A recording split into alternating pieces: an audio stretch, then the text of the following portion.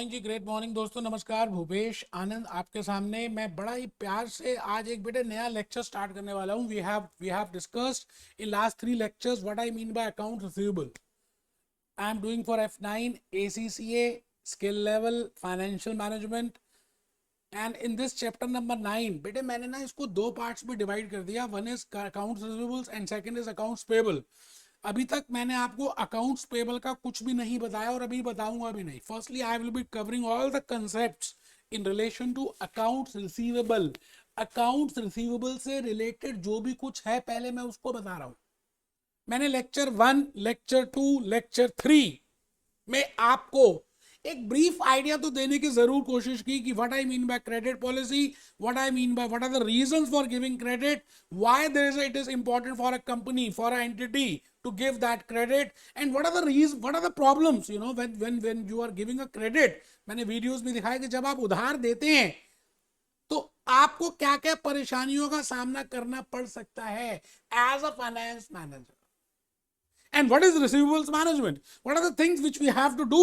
And how to prepare a profitability statement? No doubt ACCA Kaplan में आपको study text में और BPP में पूरे प्रैक्टिकल क्वेश्चंस नहीं मिलेंगे जहां पर प्रॉफिटेबिलिटी स्टेटमेंट का यूज है। बट माइंड इट बेटे लेक्चर 2 और 3 मोस्ट इंपॉर्टेंट है, बिकॉज जब हम एग्जामिनेशन किट के क्वेश्चंस की प्रैक्टिस करेंगे एक बेटे प्रॉफिटेबिलिटी स्टेटमेंट एक बेस बनाएगा, क्योंकि बेबी को बेस पसंद है। तो आपको 100% जो भी मैं बता रहा हूं नोट करना है बेटे। मैं कुछ ज्यादा इसलिए बता रहा हूं कि एमसीक्यू में जब आप करना शुरू करेंगे ना तो you should have accurate knowledge. मुझे ऐसा लगता है MCQs are more difficult as compare to subjective type, क्योंकि आपकी नॉलेज बिल्कुल शार्प होनी चाहिए। इसलिए आपका कमर सीधा करके बैठना बड़ा जरूरी है। स्पाइनल कॉर्ड बिल्कुल सीधी होनी चाहिए। आइए हम सब अपनी स्पाइनल कॉर्ड सीधी करके देखिए। मैं तो आपके सामने खड़ा हूं टाई लगाकर, खड़े होकर पढ़ा रहा हूं बेटे, और मैं किसी स्टडी मिडल में मार्किंग नहीं कर रहा, पीपीटी से नहीं करा रहा। पीपीटी मेरे पास बनी हुई है, but the point is I want to give you a touch, you know, class touch. अपनों से अपनी सी बात कैसे होगी यार, मैं अपनी इमोशंस अपनी फीलिंग्स कैसे दे पाऊंगा। आइए let's start with this great good morning lecture number 4। We have already covered, एक तो इंट्रो लेक्चर कवर कर दिया, फिर उसके बाद 3 लेक्चर्स मैंने कवर किए और उसमें बड़ी सारी बातों को आपके साथ डिस्कस किया। आज मैं एक नई बात, एक्चुअली में ये बात जो मैं आज बताऊंगा, no doubt we have already seen, you know, हमने देखी हुई है, but still that is a separate learning outcome in ACCA Kaplan और BBB। तो मैं चाहता हूं कि मैं आपको लर्निंग आउटकम के बेसिस पे भी बताऊं कि मैंने अभी तक क्या क्या कवर कर लिया है। आप जल्दी से बेटे, अभी तक भी रजिस्टर नहीं निकाला तो बेवकूफ हैं आप बेवकूफ हैं अगर आप अभी तक भी रजिस्टर नहीं निकाल रहे और अकाउंट रिसीवेबल्स की बातें मेरी सुन नहीं रहे। No defeat is final until you stop trying. आपकी हार ही नहीं है जब तक आपने कोशिश करना छोड़ा नहीं। ये बात इसके थ्रू मैं कहना चाहता हूं ACCA skill level financial management के स्टूडेंट्स को। आइए आइए कमर सीधी करके बैठने का पोस्चर हम देख लें। और मैं भूपेश आनंद आज आपके सामने सीधा पहले आ रहा हूं अपने लर्निंग आउटकम्स में। बेटे मैं आपके पास जूस नोट्स लेकर आया हूं। नो डाउट अभी तक मैंने जूस नोट से कुछ भी डिस्कस नहीं किया, हम वो बाद में डिस्कस करेंगे। जस्ट मैं कहना ये चाहता हूं that there are 21 chapters which we are already aware of. मैं आजकल चैप्टर नंबर 9 कर रहा हूं बेटे। चैप्टर नंबर 9 है working capital management, account receivables and payables. Is in this account receivables and payables अगर आप देखें 5, 6, 7, 8, 9, 10, 11 बेटे 12 लर्निंग आउटकम्स गिवन है as per ACCA, as per Kaplan, as per BBP। मैंने नहीं बनाए बेटे, ये इंस्टीट्यूट ने ऑलरेडी कहा कि जब आप ये चैप्टर कर लेते हो तो एटलीस्ट आपको ये बातें तो पता होनी चाहिए, क्योंकि हम इसी में क्वेश्चंस पूछेंगे। These are named as learning outcomes. तो no doubt we have covered 3 lectures. तो जरा देखते हैं कि हमने अभी तक क्या क्या कवर किया है। मुझे ऐसा लगता है कि फर्स्ट लर्निंग आउटकम अगर आप देखें, first learning outcome LOSA explain how to establish and implement a credit policy for account receivables. बेटे लास्ट 3 लेक्चर्स में जो मैंने आपको बताया, I have told you that how we can fix a credit policy, what is the optimum credit policy, what are the features of the credit policy, what are the points to be taken into account in a credit policy। आपको कौन कौन सी बातों का ध्यान रखना पड़ेगा जब आप क्रेडिट पॉलिसी की तरफ बढ़ रहे हैं। and liquidity, profitability are the very important criteria. So whether I should give a liberal credit period or whether I should give a tight credit period or whether I should give a moderate credit period, I think हमने lecture 1, 2, 3 में पहला learning outcome तो complete कर ही दिया. अगर आप second learning outcome देखें as per Kaplan, as per BBP, तो मैं सेकंड लर्निंग आउटकम में कलर चेंज करके बता रहा हूं. Explain the administration involved in collecting amount owning from account receivables. ये थ्योरी का पार्ट है कि आपको ये पूछा जा रहा है कि भाई आपने किसी से पैसे लेने हैं तो क्या एडमिनिस्ट्रेशन होगा उसके पीछे, आपको कैसे पता चलेगा पैसे लेने हैं, है ना, और आप क्या क्या स्टेप्स करोगे या क्या क्या स्टेप्स करने चाहिए so that you can have a good administration on the credit customers. Getting? First learning outcome हमने लास्ट 3 लेक्चर्स में कंप्लीट किया. आज ये जो लेक्चर नंबर 4 है ना जी, मैं इस लर्निंग आउटकम में डिवोट करूंगा और फिर आगे हम छोटे छोटे लेक्चर्स करेंगे और उसको धीरे धीरे समझ लेंगे. फिर हम डिस्काउंट की बात करेंगे बेटे नेक्स्ट लेक्चर में. ये अर्ली डिस्काउंट की बात करूंगा, very important for your examination. Lecture number 5 में देखेंगे. बट आज मैं इस लर्निंग आउटकम की बात कर रहा हूं और मैंने बड़े प्यार से सब चीजें आपके लिए ऑलरेडी प्रिपेयर की हैं. At the time we will be doing these notes, तो मैं उस समय आपको बताऊंगा कि भाई जूस नोट्स में क्या क्या लिखा है, मैंने किस किस तरह से बताया. अब देखिए मैंने कंसेप्ट भी डिवाइड किए. ये कंसेप्ट, इट मीन्स वो 12 लर्निंग आउटकम मैंने अपने 6 कंसेप्ट में डाल दिए. First concept is accounts receivable. Second concept is what are the sources of credit information. आज हम इसको डिस्कस करने वाले हैं. What are the sources, types of costs involved in maintaining receivables. It means if you want to administer the receivables, how you will, what are the costs to be involved, and speeding up the receipts from of receivables. Accounts payable अभी हम नहीं कर रहे, foreign trade अभी हम नहीं कर रहे. अभी हम आज ये चार पहले अकाउंट रिसीवेबल्स में कवर करेंगे.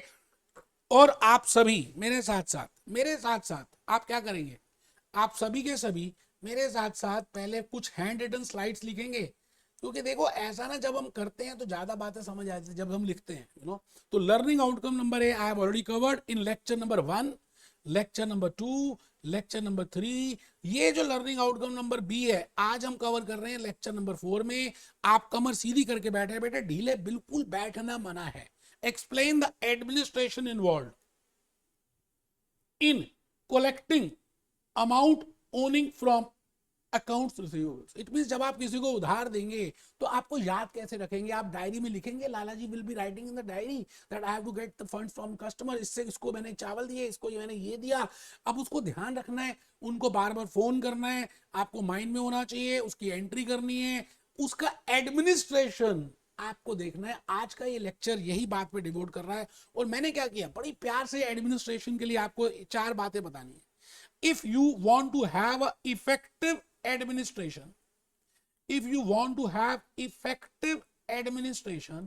अगर आप इफेक्टिव एडमिनिस्ट्रेशन सिस्टम अपना करना चाहते हैं तो if you want to have effective administration system, or I can say if you want to have effective credit policy, अगर आप इफेक्टिव क्रेडिट पॉलिसी भी करना चाहते हैं तो आपको यह ध्यान रखना है देयर शुड बी 4 फीचर्स. अगर आप 4 की फीचर्स का ध्यान रखेंगे, जो मैं आज बड़े प्यार से डिफरेंट केस स्टडीज की हेल्प से बताऊंगा. जैसे हेड बॉय को चूज करना है आपके क्लास में. आप बताइए आपके क्लास में जो मॉनिटर चूज करते थे मैडम क्लास टीचर, तो क्या आप प्री रिक्विजिट्स, क्या की फीचर्स देखती होगी कि भाई ये बच्चा मॉनिटर होगा, उसकी हाइट अच्छी होनी चाहिए, पढ़ाई में भी अच्छा होना चाहिए, लीडरशिप क्वालिटीज होनी चाहिए, बिहेवियर अच्छा होना चाहिए. I think these are the some of the features which class teacher must be wondering before selecting a monitor of that class, because that monitor is representing that class. Similarly, if you want to have a good administration system, if you want to have a good optimum credit policy, or if you want to have effective administration system, बेटे उस administration system में 4 key features हैं जो आपको लिखने हैं. मैंने juice notes में लिखे हैं, कैप्लॉन में भी हैं, बीबीपी में भी हैं. बट अगर आप नहीं लिखेंगे तो आपको समझ कम आएगा. मर्जी आपके, दोबारा फीस देनी है, एग्जामिनेशन तो दे सकते हैं. Optimum credit period has following 4 key features. Optimum credit period has following, और optimum administration system has following 4 key features. 4 key features हैं जी। पहला feature number A, assessing credit worthiness. अभी लिख लें फिर मैं बताऊंगा। आप किसी से बात करते हैं, किसी को उधार देते हैं, किसी को पैसे देते हैं। रामलाल अपने दोस्त श्यामलाल को उधार में पैसे दे रहा है, तो क्या लगता है रामलाल पहले श्यामलाल की क्रेडिट वर्दीनेस चेक करेगा या नहीं करेगा कि भाई जो पैसे मैं दे रहा हूं क्या मुझे वापस मिल जाएंगे, whether is credible, whether is solvent, whether is liquid, he has a liquid fund। जैसे कंपनी के लिए आप whenever you want to find out the liquidity or the solvency, you calculate current ratio, you calculate liquid ratio, you calculate cash ratio। तो similarly if a person, if HDFC Bank is giving a loan to Ramlal, तो HDFC bank क्या करेगा, सबसे पहले रामलाल की credit worthiness को देखेगा कि भाई मैं जिससे पैसे दे रहा हूं फुकरा तो नहीं है, क्या वो रिटर्न कर भी देगा, क्या उसके पास इतनी कैपेबिलिटी है, whether he has the resources, whether he has a bank balance, how much is the income tax return is fulfilling, how much is the total income, what are the sources of income. He will go for all those references और उसके बाद ही उसकी view बनाएगा। तो पहला feature होना चाहिए optimum credit policy का और इफेक्टिव एडमिनिस्ट्रेशन सिस्टम का, that it should assess credit worthiness. Feature number 2। अच्छा, अब मैंने कहा ठीक है रामलाल एक लेवल पे हम उसको दे सकते हैं, बट कितना दे दें, इसकी लिमिट कितनी है, 5 लाख दें, 50 लाख दें, how much dollars we should give the credit to this person. हर किसी की अपना वजूद होता है बेटे। आप ये बताइए विजय माल्या को आज 1 रुपया कोई ना दे, बट अगर आप बात करें नारायण मूर्ति साहब की, इन्फोसिस के chairman, people will, HDFC bank will be giving the loan to Narayan Murthy and to Ramlal a different limit. भाई रामलाल को मान लेते हैं 5 लाख रुपए का लोन दे रहे हैं, नारायण मूर्ति इन्फोसिस के मालिक को अज्यूम करते हैं 50 करोड़ का भी लोन दे सकते हैं। Depends from party to party, from person to person. आप ये बताओ ना, आपके अलग अलग दोस्त हैं, आप सबके साथ अलग अलग ट्रीटमेंट क्यों करते हो? क्योंकि आपके बैक ऑफ द माइंड में है कि ये रिच है, ये अच्छा सेटल्ड है, ये रिसोर्सफुल है। आप सोचो क्या मैं ठीक कह रहा हूं गलत कह रहा हूं बेटे? इसी तरह से अगर आप किसी को क्रेडिट दे रहे हो for the better administration, there are 4 features. पहला फीचर होना चाहिए कि उसकी क्रेडिट वर्दीनेस को चेक करें। दूसरा फीचर होना चाहिए कि उसको लिमिट कितनी दे, कितने लिमिट तक हम उसको लोन दे सकते हैं। और मैं तो कहता हूं अब रियल केस स्टडी करो ना, आपका जिस बैंक में अकाउंट है आप वहां पर जाओ, उनसे कहो जी मुझे लोन लेना है, तो ऑटोमेटिकली आपको ये एडमिनिस्ट्रेशन का सिस्टम समझ आ जाएगा। जो वो स्टेप्स करेंगे same steps as a finance manager आपको करने हैं। Feature number 3। अब होता क्या है कि हमने उधार में सामान बेच दिया, हम इनवॉइस दे देते हैं कई बार, या कुछ देर लगाते हैं, there is the float, there is the lag. तो हम यहाँ पे कहेंगे फीचर नंबर 3 में you have to do fast invoicing and then you have to do the steps as for the collection as per the due dates। और last है जी monitoring the credit system. आराम से बेटे, मैं तो ये कहता हूं कि आप समझदार बच्चे होगे ना अगर, तो ज्यादा चालाकी नहीं करोगे, विद्या का धन है, आराम से पहले लिखोगे। सच कह रहा हूं, आप लिखोगे तो ज्यादा समझ आएगा और कमर सीधी करके बैठेंगे। मैंने कहा जी effective administration system has following 4 features. First is you have to assess the credit worthiness. Second is you have to see how much is the credit limit which you want to fix. And the third feature is you want to invoice, you want to raise the invoice and collect it. And fourth is you have to monitor the system. आपको monitoring करनी है उस system की। इतना simple है, इतना इतना मतलब लाइफ से रिलेट करता है कि मैं क्या बताऊं। आप ये बताइए, मैं एक सिंपल सी बात करूं, हम सबके घर में हमारे बड़े भैया दीदी कहीं ना कहीं मैरिजेस जरूर हुई होंगी और आपने देखा होगा कि मैरिज का प्रोसेस क्या होता है। एक था लड़का, एक थी लड़की। लड़की के जो मम्मी पापा हैं वो ज्यादा टेंशन में होते हैं क्योंकि लड़की उन्होंने दान में देनी है दी, बिकॉज उनको ये देखना है कि ये जो लड़का है क्या वो क्रेडिट वर्दीनेस है, क्या वो पैसे कमा लेता है, कहाँ रहता है, उसके पेरेंट्स कैसे हैं, उसके ग्रैंड पेरेंट्स कैसे हैं, वो वर्क कहाँ करता है, कितनी इनकम है, उसकी एजुकेशन क्या है, what they are doing. They want to find out the credit worthiness of that लड़का। Similarly, as a finance manager, whenever you want to give the credit, to a customer, you have to firstly find out the credit worthiness of that customer. आप finance manager हैं Apollo tyres के, आपको एक client को Maruti Suzuki को tyre cell करने हैं, तो आप पहले मारुति सुजुकी की क्रेडिट वर्दीनेस को निकालेंगे कि भाई उसके अंदर दम कितना है। क्रेडिट वर्दीनेस का मतलब आप समझ रहे हैं, ठीक है जी। तो फर्स्ट फीचर आप लिख रहे हैं assessing credit worthiness. Case study, I think I have given you an idea कि भाई लड़की के मम्मी पापा इसकी क्रेडिट वर्दीनेस कैलकुलेट करने के लिए कुछ करेंगे। क्या क्या करेंगे?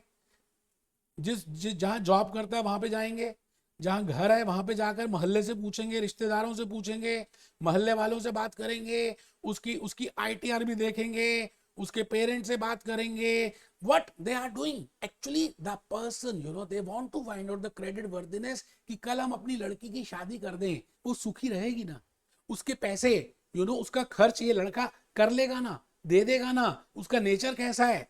इसी तरह से if I want to find out the credit worthiness, as a finance manager, you have to fix, you have to analyze, you have to see. These are the points to be taken into account whenever I want to fix a credit worthiness of a company. First is bank reference.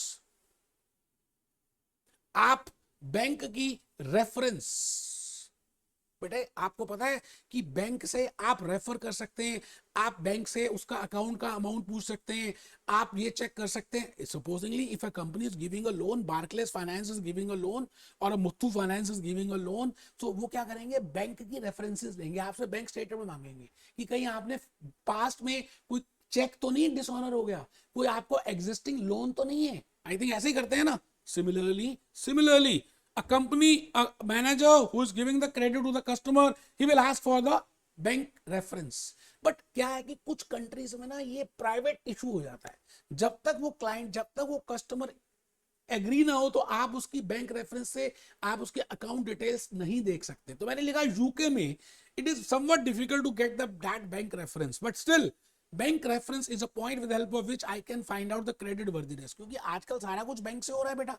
जब से demonetisation हुआ तो bank actually में आपकी आदतें, आपके expenses, आपकी income सब बता देगा बेटा, स्टेटमेंट है ना। तो फर्स्ट पॉइंट आप लिख रहे हैं बैंक रेफरेंसेस। सिविल स्कोर बड़ा मशहूर है बेटे आजकल, तो आप सब अपना सिविल स्कोर देखते रहते होंगे कि आपने कितने चेक्स डिसऑनर कर दिए, आपके कितने लोन चल रहे हैं, आपका मार्केट में क्या वैल्यू है। इसको बोलते हैं क्रेडिट स्कोरिंग। इंडिविजुअल की भी होती है, पार्टनरशिप फर्म्स की भी होती है, कंपनीज की भी होती है। तो what is a credit score? Getting my point? तो इट मींस आप जब किसी की क्रेडिट वर्दीनेस देखेंगे तो आप इन बातों का ध्यान रखेंगे, ठीक है sir. Third is trade reference. अब हम उनसे पूछेंगे ट्रेड रेफरेंस में क्या होता है। जैसे हमने अपोलो टायर्स को लोन देना है, तो हम क्या होता है, उसके जो कॉम्पिटिटर्स है, MRF tyres, Dunlop tyres, CEAT tyres, radial tyres. तो जनरली क्या होता है, जैसे मैं एज्यूम कर रहा हूं एसीसी के लेक्चर्स ले रहा हूं, तो एसीसी जब मैं F9 पढ़ा रहा हूं तो मुझे मालूम है कि F9 और कौन कौन से टीचर्स पढ़ा रहे हैं, मुझे उनके बारे में नॉलेज है, और उन सब बातों के माइनस को मैं यहां पे इनकॉर्पोरेट कर रहा हूं। It means I know the trade, I know the trade reference. With the help of trade reference, we can get an idea कि भाई उसका बाकी लोगों का क्या व्यू है उसके बारे में, ठीक है sir. Published information, competitors, published information. We have seen, financial information. F7 में financial reporting में you have to present the financial statements, income statement, balance sheet बनानी पड़ती है, notes to accounts, cash flow statement, directors reports। ये सभी बातें जैसे report card होती है, एक स्टूडेंट की रिपोर्ट कार्ड है, आप ये बताइए रिपोर्ट कार्ड में क्लास टीचर ने साइन कर दिए, सारी एंट्रीज कर दी, तो उस report card say that is a publish information for that student. Parents can easily find out कि भाई इस बच्चे की रिपोर्ट कार्ड में कहां पे नंबर प्लस माइनस आ रहे हैं, कौन सा सब्जेक्ट में ज्यादा अच्छे, किस में कम है। सिमिलरली एक कंपनी की इनकम स्टेटमेंट, एक कंपनी की balance sheet is a published financial information and with help of which we can easily check, ठीक है सर। क्रेडिट रेफरेंस एजेंसीज, बेटे आजकल बड़ी सारी क्रेडिट एजेंसीज आ गई है, जैसे हमारी इंडिया में क्रिसिल है, इकरा है, केयर है ना। तो जब whenever a company wants they wants to go for a issue, public issue जब लाती है, तो जनरली हम क्या करते हैं, क्रेडिट रेट कराते हैं। And similarly we will see the sales record. बेटे इन सब बातों से अगर मुझे किसी बच्चे की हैबिट्स पता चल जाएं, एक हफ्ता एक वीक में उसके साथ रहूं, मैं देखूंगा भी सुबह क्या करता है, कितने बजे उठता है, फिर क्या करता है, फिर खाना कब खाता है, उसकी क्या हैबिट्स है, मोबाइल में कितना टाइम लगाता है, जॉब में कहाँ जाता है, उसकी थॉट्स क्या है, तो मैं उस स्टूडेंट के बारे में ज्यादा बता सकता हूं कि उसका ACCA F9 फर्स्ट अटेम्प्ट में क्लियर होगा या नहीं, because I got the credit worthiness of that student. Similarly, if as a finance manager you want to find out the credit worthiness, you have to do these steps. and then you can check that whether that person is a credible or not, and then on that basis you can take a decision that whether you should give credit or not. So these are the effective steps, or I will say key features of effective administration system. Feature number B, fixing credit limit. भाई रामलाल की हिम्मत का दायरा कि उसकी limit, उसकी औकात 5 लाख की हो सकती है, उसके दोस्त श्यामलाल की 50 लाख की हो सकती है, उसकी दोस्त बंटी की कुछ और हो सकती है। It depend. सभी आप बताइए, आप हम सभी खाना अलग अलग खाते हैं, हमारी बॉडी की रिक्वायरमेंट अलग अलग है, प्रोटीन्स की, कार्बोहाइड्रेट्स की, फैट्स की। सिमिलरली जब आप क्रेडिट वर्दीनेस एक व्यक्ति का चेक कर रहे हैं, you know, as a finance manager, when you are fixing, you know, the credit worthiness of a customer, so you can also find out that how much is a credit we can grant, how much is safe. तो that is credit limit. So second feature is credit limit. उसमें time period और amount कितना हमें देना है, how much is the amount which we have to give. For example मैंने लिखा HDFC loan case study, और axis bank loan case study, और ICICI लोन केस स्टडी, और SBI लोन केस स्टडी। आप मुझे एक छोटी सी बात बताएं, एक बैंक जब किसी को working capital loan, car loan, personal loan, marriage loan, education loan देता है, तो बेटे दो बातों का ध्यान रखता है कि कितना क्रेडिट देना है, इसको लोन कितना देना है, ये 5 लाख की औकात वाला है, 10 लाख की औकात वाला है, how much should be the period. So these are the two things which you should have as an incorporate feature in your optimum credit period. The third feature is, मैंने आपको बताया ना, आपने उसकी क्रेडिट वर्दीनेस सेट कर दी, आपने उसकी limit देख ली, आपने उसको सामान बेच दिया, तो जल्दी से पहले इनवॉइस रेज करो, उसको पहुंचा दो। क्योंकि जब आपने इनवॉइस रेज ही नहीं किया तो आपके पास कोई राइट नहीं है उससे पैसे लेने का। साडा हक एथे रख, it means you have to raise the invoice. There should not be any lag, there should not be any time period, you know, lag नहीं होना चाहिए, लीड टाइम नहीं होना चाहिए। और जैसे आपने फिक्स किए टर्म्स, उसके अकॉर्डिंगली उससे पैसे लो। अब मैं आपको इसके लिए बताऊं कि अगर सपोज करते हैं रामलाल है, उसने रिलायंस का कनेक्शन लिया तो रिलायंस के पैसे नहीं दिए, जियो का, क्या लगता है उसको सबसे पहले फोन आएंगे। अच्छा, फोन के बाद भी अगर वो पेमेंट नहीं करेगा तो उसका कनेक्शन बंद कर दिया जाएगा। अच्छा, उसके बाद फिर उन्होंने क्या किया होता है, कुछ एडवोकेट्स को अपॉइंट किया होता है, तो एडवोकेट का फोन आएगा। अच्छा, एडवोकेट के फोन के बाद वो धमकियां देगा, ये हम आपके ऊपर केस कर रहे हैं। अच्छा, उसके बाद भी अगर वो पैसे नहीं देगा तो कुछ और लोगों का फोन आएगा।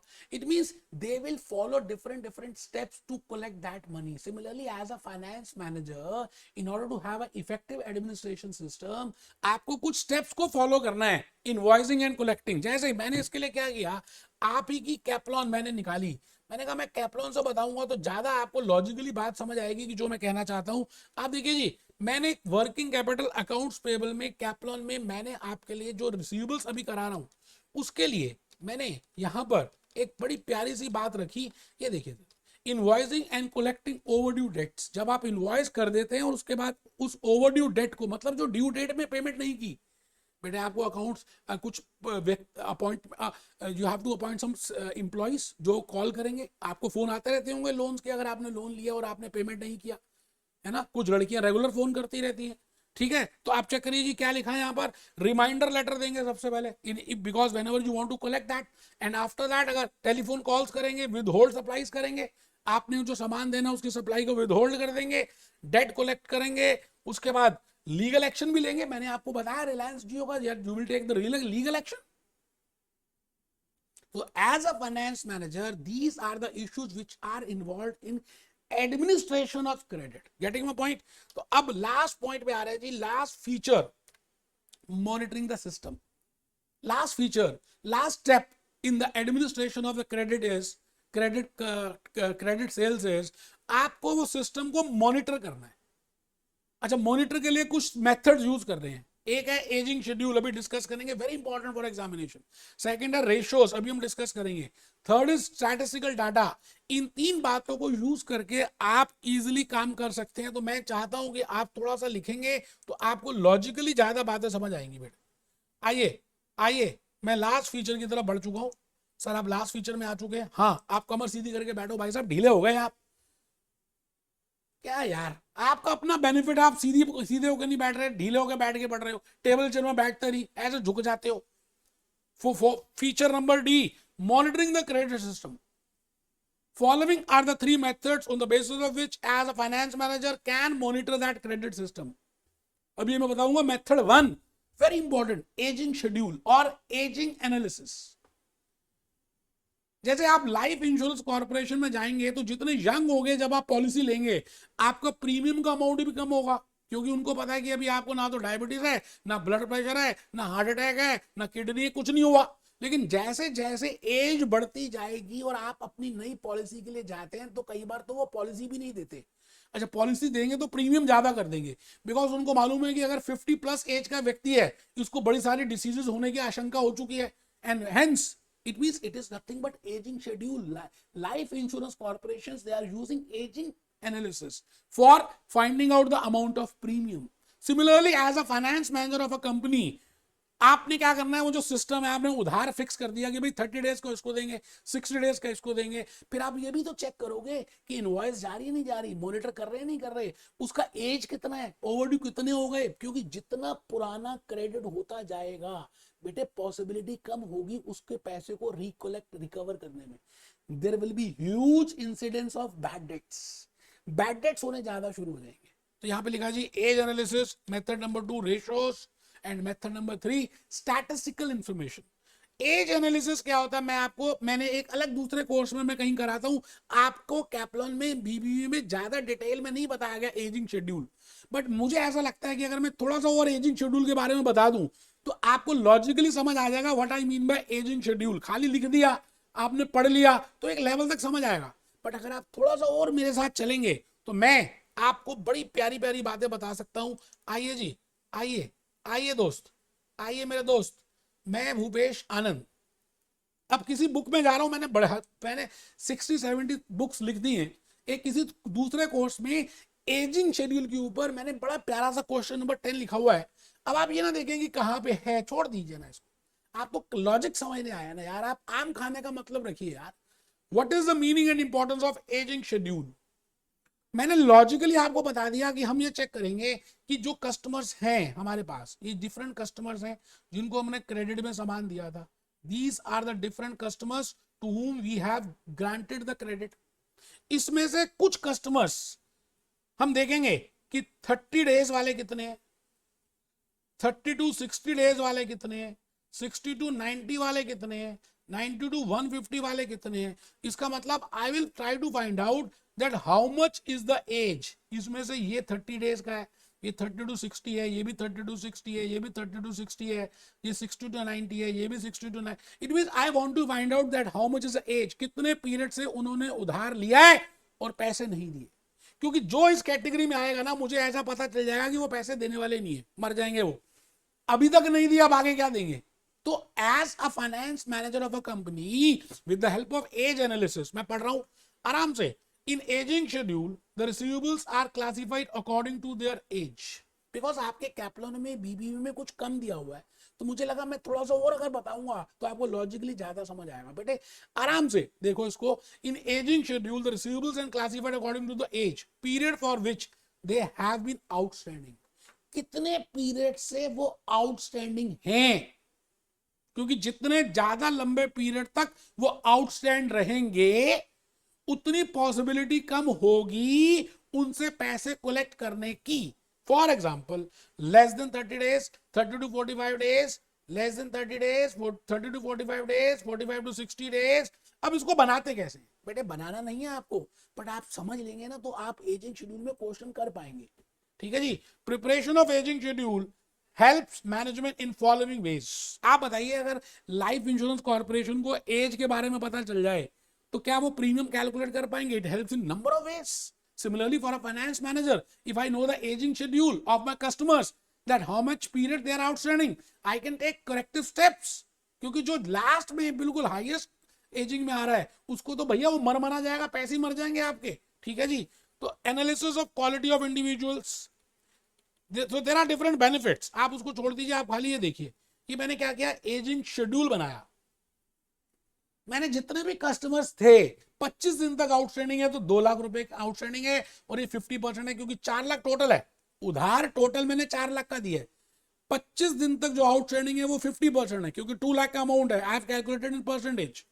पर 26 से 35 दिन तक 1 लाख के इतने से इतने, and I have calculated their percentages. It means 5% are the people who are over 60 days outstanding. इसका मतलब 5% अब आपको पैसे मिलने वाले नहीं है। इट मीन्स ये बैड डेट्स हो जाएंगे, it means you have to do the as per prudent concept, आपको उसकी अकाउंटिंग एंट्री प्रोविजन करनी पड़ेगी। तो आपको काफी हद तक अंदर का ज्ञान पता चलेगा जब आप एजिंग शेड्यूल फॉलो करेंगे। इसी तरह से जब आप रेशियोज कैलकुलेट करेंगे, like accounts receivables turnover ratio, credit sales upon average receivables, more the times better it is. क्योंकि जितनी बार आप ज्यादा टाइम्स कर रहे हैं, जैसे 12 टाइम्स है, मैंने जैसे आपको एक बार बताया था, I have already told you in second and third lecture that higher the turnover as average receivables account receivables turnover ratio better it is. तो आई थिंक आज के इस लेक्चर नंबर 4 में आपको थोड़ा सा ये पता चल गया कि how what are the system, how we can monitor the credit system और what are the features of a optimum credit policy. Next lecture number 5 में मिलते हैं बेटे। बड़ा प्यारा सा लेक्चर है डिस्काउंट के ऊपर, प्रैक्टिकल आता है आपको, कैलकुलेटर जरूर निकाल के रखना। Be happy, be jolly, be cheerful.